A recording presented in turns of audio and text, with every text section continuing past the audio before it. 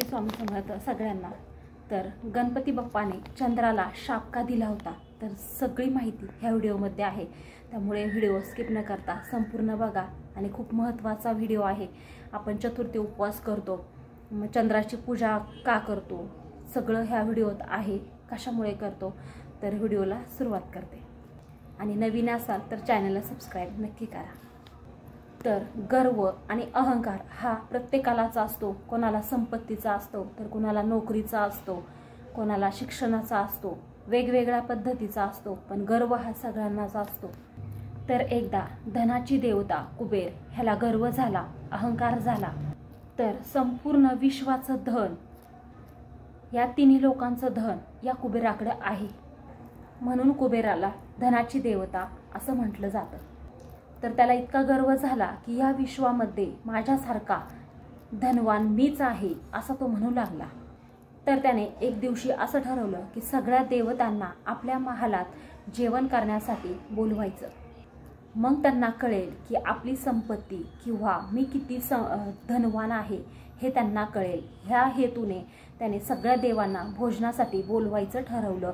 तर सगळ्यात अगोदर तो शिवशंकरांकडे गेला कैलासावरती। तर कुबेर शिवशंकरांना म्हणाला की मी सगळ्या देवांना भोजनासाठी माझ्या महाली बोलवतो आहे। तर सगळ्यात अगोदर मी तुम्हाला सांगायला आलो आहे आणि तुम्ही ते आमंत्रण स्वीकार करा। आता शंकर हे संपूर्ण विश्वाचे मालक आहे। त्यांनी ते ओळखलं की कुबेराला गर्व झालाय, कुबेराला अहंकार झालाय। तर भगवान शंकर कुबेराला म्हणतात, मी तुझं आमंत्रण स्वीकारू शकत नाही, परंतु माझ्या वतीने मी माझ्या मुलाला म्हणजेच गणपतीला तुझ्याकडे पाठवतो।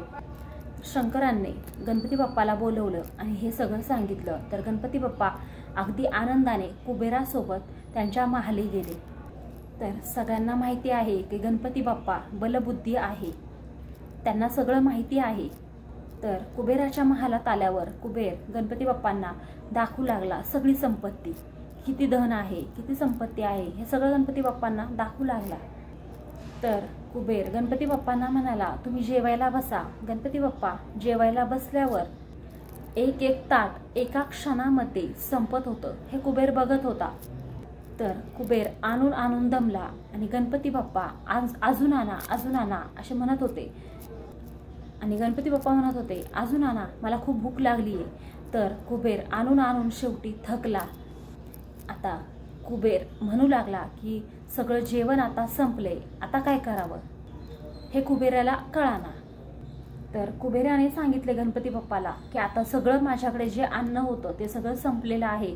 तर गणपती बाप्पा हसले आणि म्हणाले, तुझ्याकडे फळं जरी असेल तर ती फळं आण मला। तर कुबेराने सगळी फळं दिली, ती पण संपली। आता कुबेर म्हणू लागला की गणपती बाप्पा मला गर्व झाला होता, मला अहंकार झाला होता, मला माझी धनसंपत्ती दाखवायची होती।